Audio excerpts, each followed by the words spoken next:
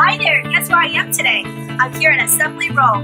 I watched this area grow ground since 2012. Now it's home to 45 acres of mixed-use development project. It consists of residential, office, and retail. Imagine living here, waking up every morning, walking towards your favorite coffee place to get your cup of coffee before hopping up a tea to go to work, and then coming back from work, heading towards Fit Row for your cycling class.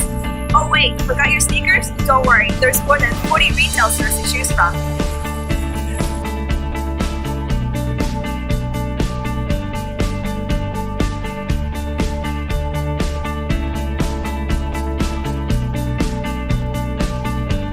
Enjoy grocery shopping at Trader Joe's. At night, hang out with friends at Lucky Strike before catching a late movie at the APT theater. Imagine you can do all of that within walking distance of your next home.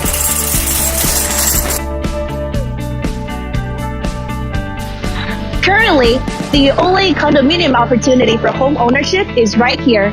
It's called Alloy, which is a luxury building built in 2018. On the first floor, we have a retail and restaurant. On the second and fifth floor, we have a boutique hotel. And on the 6th to the 13th floor are condominiums. Let's check out one of the residences.